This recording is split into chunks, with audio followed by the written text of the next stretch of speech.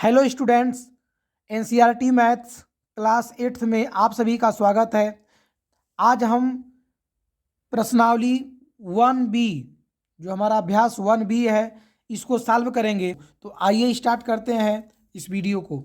तो पहला प्रश्न है कि निम्नांकित कथनों में सत्य असत्य बताइए। तो जितने भी सत्य और असत्य के प्रश्न हैं, पहले का जितने भी प्रश्न हैं इसको हम लोग समझेंगे रफ कॉपी पर कि ये पहला प्रश्न या कैसे सत्य है या फिर असत्य है तो कैसे असत्य है। तो पहला प्रश्न है कि दिया है माइनस ये आपका 4/5 प्लस -4/5 और इक्वल टू -8/5। इसे बताना है कि ये आपका सब जो हमारा स्टेटमेंट है या हमारा ट्रू है या फिर फॉल्स है, सत्य है या असत्य है। तो सबसे पहले हम क्या करेंगे, इसको सॉल्व कर लेते हैं। तो जब सॉल्व करेंगे तो हम LHS को ले लेते हैं। तो LHS में हमारा क्या है, -4/5 और प्लस -4/5।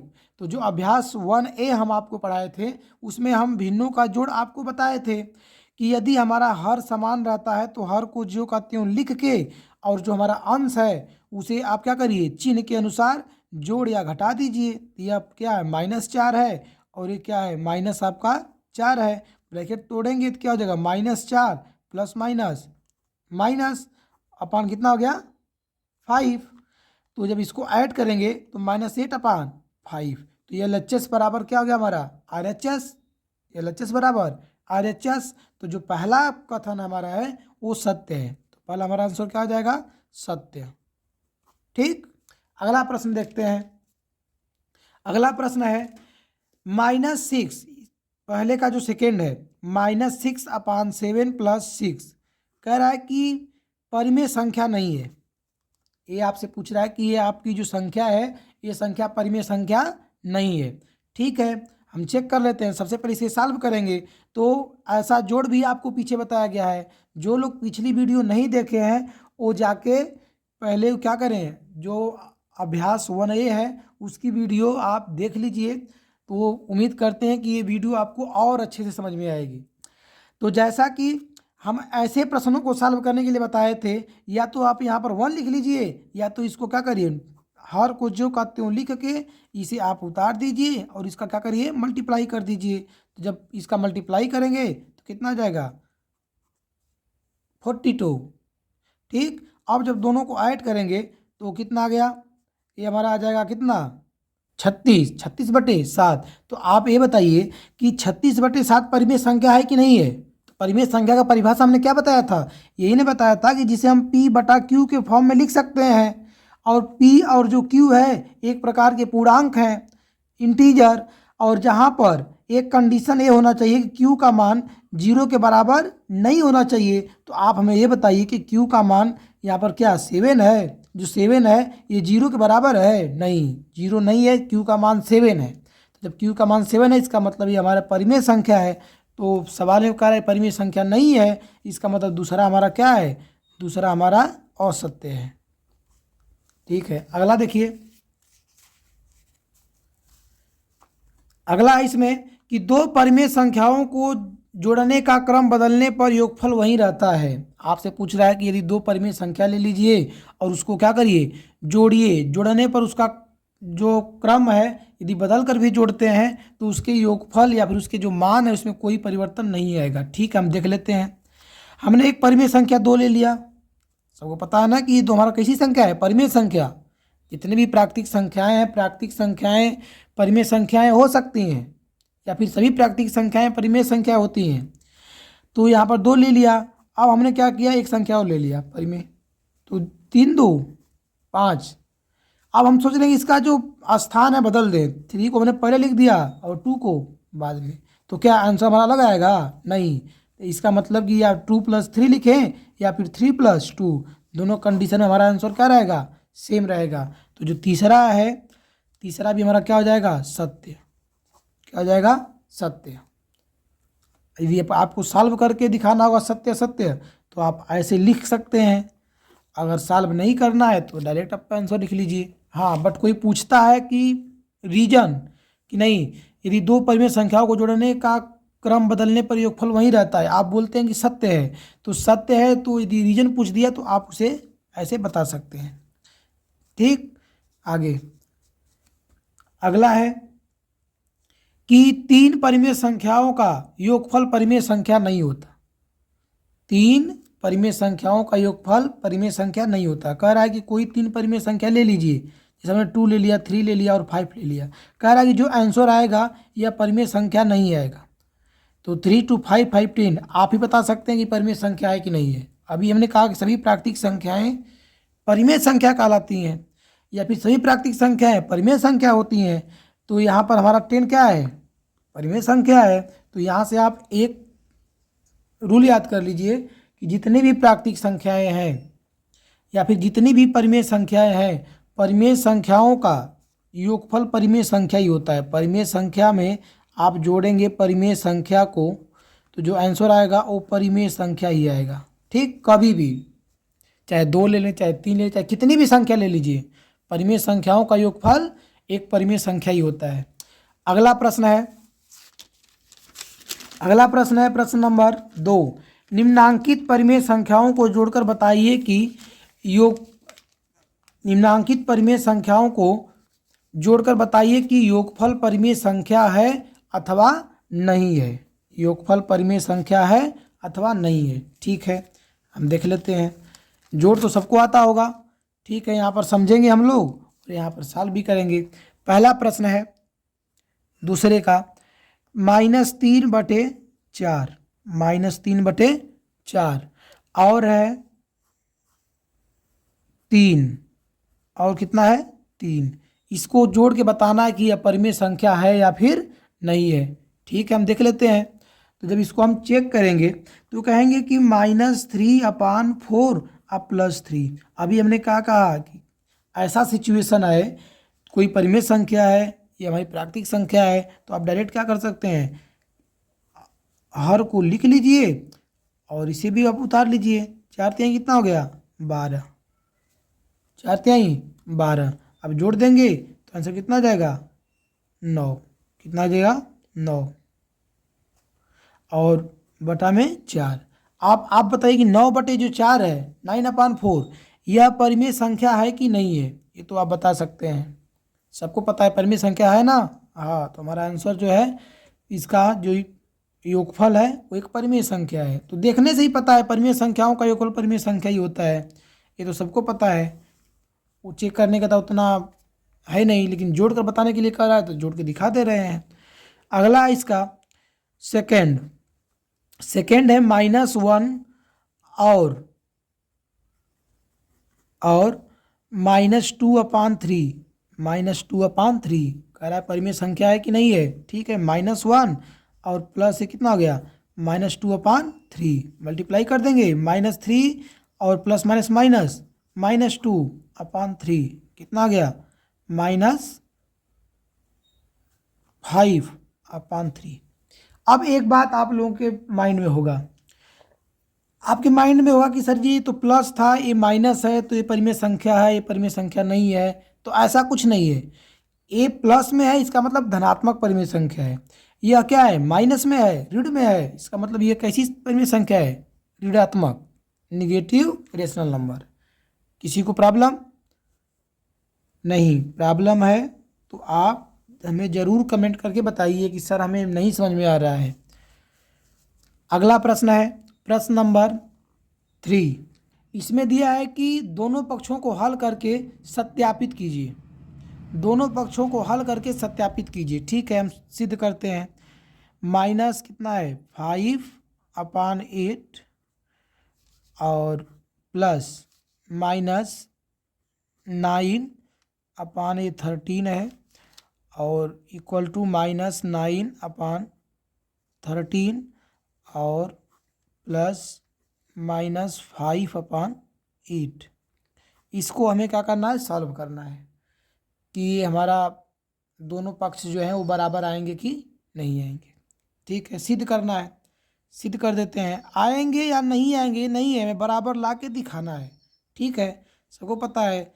हम क्या करेंगे, सबसे पहले एलसीएम लेंगे। जब हमारे हर जो है वो असमान रहते हैं तो सबसे पहले आप क्या करिए, एलसीएम लीजिए, या फिर एलसीएम नहीं लेना, इतना भी आप नहीं सोचिए, इतना भी नहीं सोचिए, चाहो तो जोड़ दीजिए, जोड़ के दिखा दीजिए, आपके पास तो चांस है। चाहो तो आप इसे जोड़ के दिखा दीजिए कि नहीं ये हमारा है परिमेय संख्या, कि इसका एलसीएम ले लिए, दोनों को ऐड करेंगे, इसको ऐड करेंगे, सेम आएगा। या फिर नहीं जुड़ना चाहते हैं तो अभी आपको हमने बताया कि चाहे 2+3 लिखिए या फिर 3+2 लिखिए, दोनों कंडीशन में आंसर क्या आएगा, सेम आएगा। और इस रूल को हम लोग क्या बोलते हैं, क्रम विनिमय। क्या बोलते हैं, क्रम विनिमय, विनिमय। ठीक, तो हम इसको सिद्ध कर सकते हैं कि क्रम विनिमय प्रगुण से एलएचएस बराबर आरएचएस। यदि आप इसे लगाना नहीं चाहते हैं तो क्रम विनिमय प्रगुण से जो हमारा एलएचएस है वो आरएचएस के बराबर होगा, या फिर लगा दीजिए। एलसीएम कितना होगा, 13/8 कितना होता है, 104।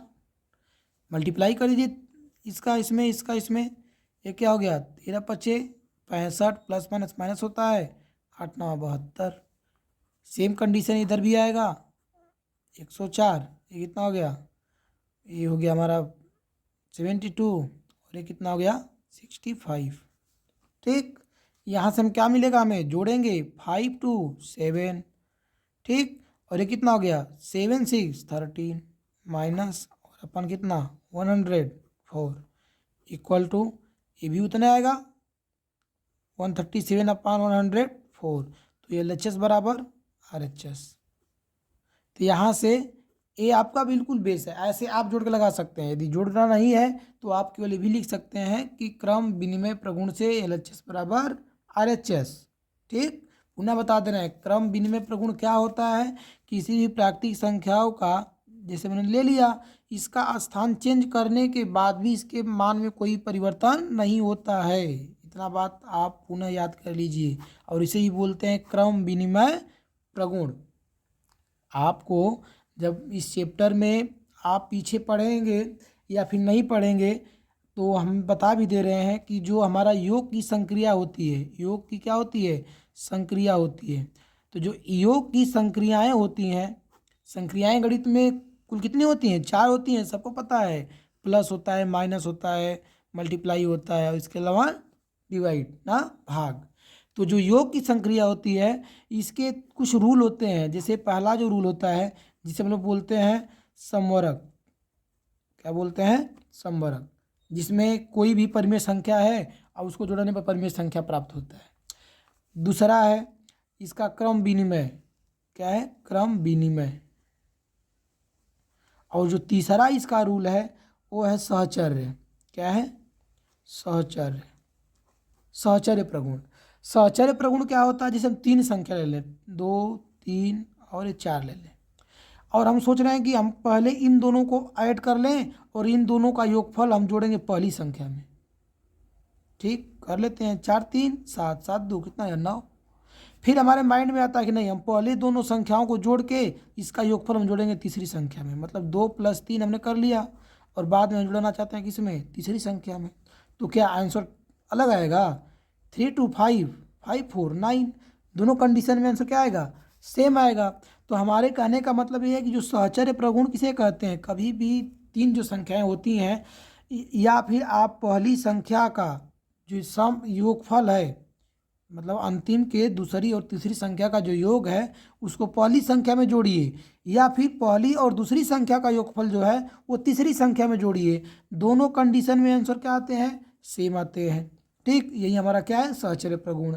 क्रम विनिमय आपको देख लिया कि परिमेय संख्याओं का स्थान बदलने के बाद भी उसके वैल्यू जो है, योगफल है, उसमें कोई परिवर्तन नहीं होता। समवरक में क्या होता है, तो समवरक को ये होता है कि इसमें कोई भी परिमेय संख्या है उसका सम जो होता है वो परिमेय संख्या ही होता है। तो ये तीनों रूल आप माइंड में रखेंगे। सवाल आगे देखिए। अगला है, इसमें अगला क्वेश्चन में भी बोल रहा है कि क्या करिए, आपको दिखाना है। जो तीसरा का दूसरा क्वेश्चन है, ये पहला था। दूसरा प्रश्न है कि दिया है 3 + -7/12 और दिया है इक्वल टू -7/12 और प्लस से कितना हो गया 3। तो इस बार हम ज़्यादा नहीं लिखेंगे, इस बार हम बिल्कुल ज़्यादा सॉल्व करने नहीं जाएंगे। हम लिख दे रहे हैं कि ये जो क्रम विनिमय, क्रम विनिमय प्रगुण से LHS बराबर RHS। आप इस सवाल को सॉल्व करना जैसे हमने इसको सॉल्व किया है, आप देखेंगे आंसर सेम आएगा। ठीक, क्रम विनिमय प्रगुण देखिए अभी 3 + -7/12 है, बस केवल क्या किया, स्थान बदल दिया है, तो आंसर तो बिल्कुल सेम आएगा क्योंकि ये रूल ही होता है। ठीक है ना, जिसे सॉल्व करना होगा अपना सॉल्व कर लेना, या फिर इस नियम को याद करके आप यहीं पर छोड़ दीजिए। अगला प्रश्न है क्वेश्चन नंबर 3 देखिए। थर्ड है -4/7 और +1/4 ब्रैकेट आपका क्लोज है। इसके बाद प्लस उसी में है 7/-16। ठीक, और यह बराबर है -4/7 के और प्लस 7/1/4 है, 1/4 और प्लस -7/-16, 7/-16। और ये पूछ रहा है आपसे कि आप बताइए कि ये मतलब प्रूफ करके दिखाइए कि दोनों सत्य हैं। क्या है, दोनों सत्य हैं। तो आप देखिए इस सिचुएशन में हमें करना क्या है, करना हमें ये है कि आप सवाल को चाहें तो सॉल्व करें, आप सवाल को सॉल्व कर सकते हैं। ठीक, हम केवल बस समझा दे रहे हैं।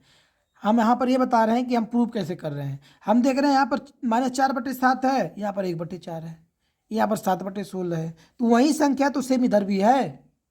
तो अभी आपने पढ़ा जो हमारा सहचर्य प्रगुण था, क्या पढ़े अभी आपने, सहचर्य प्रगुण।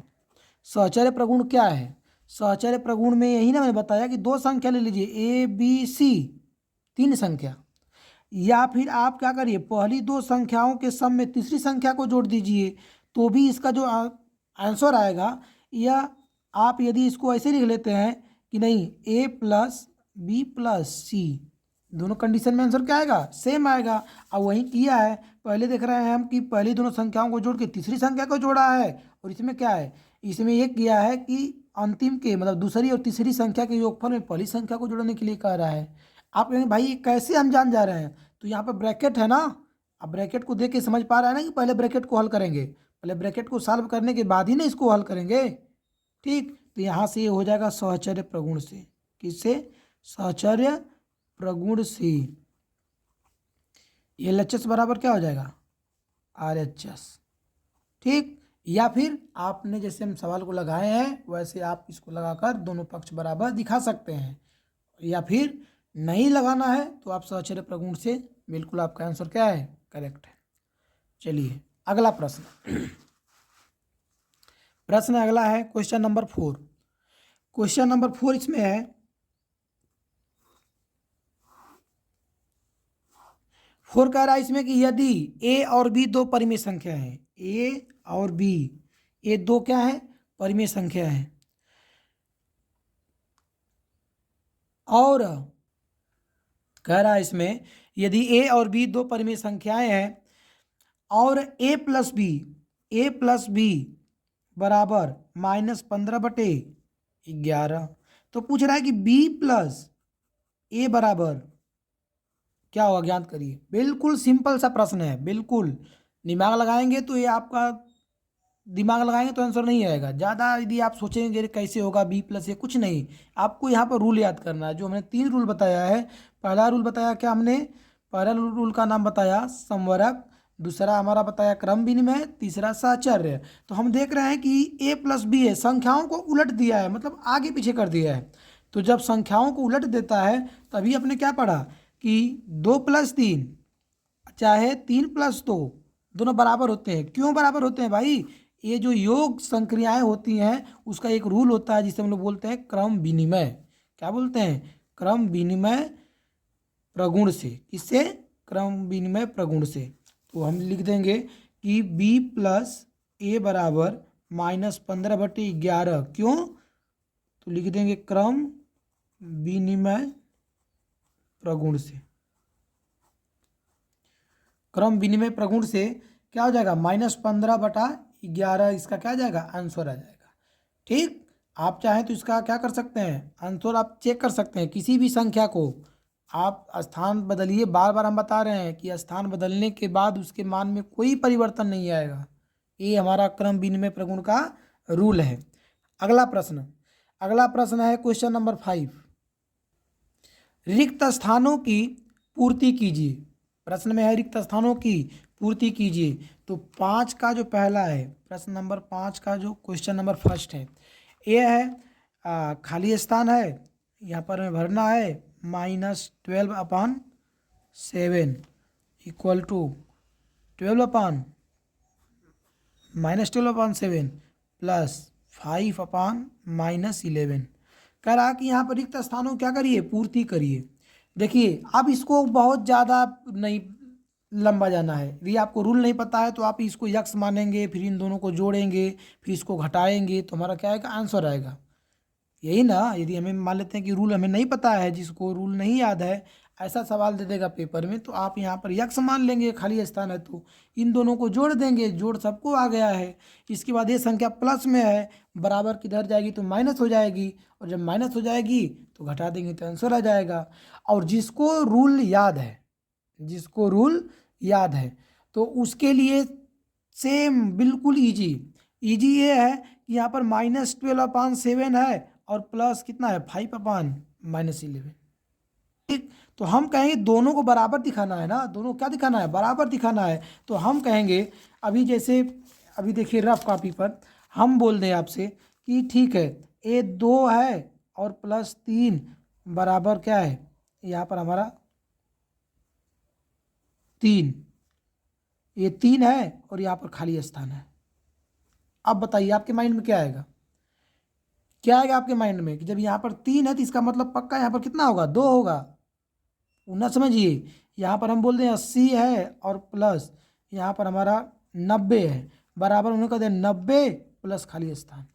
तो बराबर कब आएगा, जब यही संख्या लिखेंगे तभी ना बराबर आएगा, कोई दूसरी संख्या लिखेंगे तो बराबर आएगा। यहाँ पर फिक्स है, अगर बराबर नहीं दिखाना रहता तब तो हम थोड़ा सा इधर उधर कर सकते हैं, लेफ्ट राइट, लेकिन जब बराबर दिखाना है भाई तो हमें एक संख्या मिल गया, जिसका मतलब दूसरी संख्या फिक्स है कि हमारा क्या होगा, 80 ही होगा।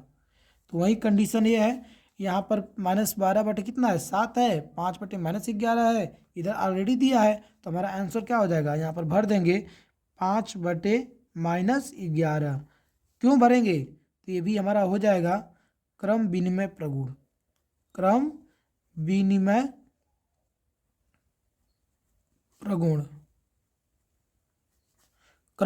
प्रगुण से। और दूसरा जो हमने बताया अभी कि पुनः बोल रहे हैं, यदि ये समझ में नहीं आ रहा है कि सर आप डायरेक्ट आंसर क्यों लिख दिए हैं, तो आप यहाँ पर यक्स मानिएगा, इन दोनों को पहले हल करिएगा, इसके बाद क्या करेगा, इसे प्लस है इसको आप उधर पंचांतर कर दीजिएगा, तो ये प्लस है तो माइनस हो जाएगा, इसका मतलब इसको जब उधर लेकर जाएंगे तो ये भी ऐड ही हो जाएगा, समझ रहे हैं। तो इसको आप ऐसे हल कर लीजिएगा। अगला प्रश्न है पाँचवें का दूसरा, ये भी कह रहा है फिल इन द ब्लैंक्स, ये भी आपको भरना है। सवाल क्या है, देखो ऐसे सवाल को लगाने के लिए आपको केवल फील करना है, उसमें आप अपने IQ लेवल से समझ सकते हैं कि यहाँ पर हम क्या भरेंगे। 7/12 बराबर ये है आपका -10 और प्लस 5/6 प्लस -7/12। ठीक, अब देखिए, अब यहाँ पर क्या देख रहे हैं, एक संख्या, यहाँ पर क्या रहेगा हमें नहीं पता, यहाँ पर B मान लेते हैं या C मान लेते हैं। अच्छा A यहाँ पर जब 10 है तो यहाँ भी क्या है, ठीक 10 मिल गया, -7/12 तो आप हमें ये बताइए कि अभी हम बोल देंगे कि यहाँ पर 2 + 3 + 5, इधर हमने दे दिया कि ठीक है यहाँ पर हमारा है 2 और प्लस खाली स्थान +5।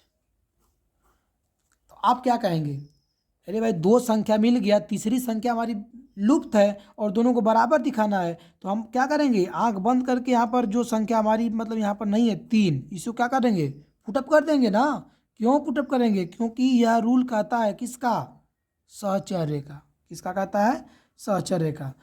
तो हम ठीक है, तो यहाँ पर लिख सकते हैं क्या, 5/6, क्या लिख सकते हैं, 5/6। तो आप 5/6 लिखिए, क्यों? क्योंकि सहचर्य प्रगुण से। कैसे? सहचर्य प्रगुण से। जिसको उत्तर की जांच करना होगा अपना उत्तर की जांच कर लेना, क्योंकि वीडियो बहुत लंबी हो जाएगी। अगला प्रश्न है प्रश्न नंबर जो इस प्रश्नावली का 6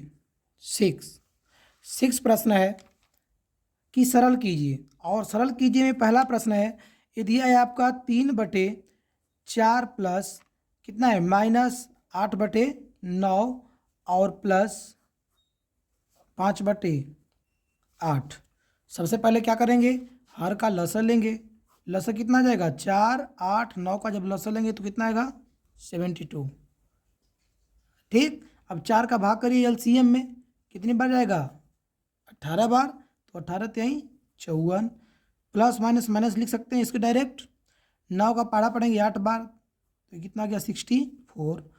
ए प्लस हो गया, पारा पढ़ेंगे एलसीएम में 9 बार, तो कितना गया? 45। आप सबको जब ऐड करेंगे तो प्लस को प्लस में ऐड कर दीजिए, 5 4 9 और 5 4 9 -64/72 कितना हो जाएगा? 9 में से 4 गया 5, और ये कितना बचा? 3/72। ये हमारा क्या हो गया? आंसर हो गया। अगला प्रश्न देखते हैं। इसका जो सेकेंड है आपका -9/10 और प्लस 22/15 प्लस 13/-20। सॉल्व करते हैं। इसे लिख सकते हैं कितना? -9/10 प्लस 22/15। ये माइनस ऊपर चला जाएगा, यहाँ पर लगा सकते हैं, इस माइनस को लिख सकते हैं ना डायरेक्ट। ये लिख सकते हैं इसे क्या? 13/-20 है, माइनस को ऊपर लेकर जाकर -13/ क्या लिख सकते हैं? 20। क्यों? परिमेयीकरण करके। अब गुणा कर देंगे तो इसे भी लिख सकते हैं कि -13/20। एलसीएम कितना आएगा? 60। टेबल पढ़ेंगे तो 6 बार में 6 9 54, 15 चौक को 60, तो 22 चौक के 88, 20 तिहाई 60, तो 13 तिया 39। जोड़ दीजिए माइनस माइनस को, 9 4 13, हाथ लगा 1, 5 3 8, 8 1 9, और माइनस कितना हो गया? 88। सॉरी प्लस 88 है, माइनस में आएगा। बराबर कितना है? घटाइए, 13 में से 8 गया, और यहाँ से 8 में से 8 गया 0। कितना बचा? -5/60। और काटे क्या ले सकते हैं? -1/12। तो हमारा आंसर कितना गया? -1/12। तो ये हमारा हो जाएगा करेक्ट आंसर। ठीक।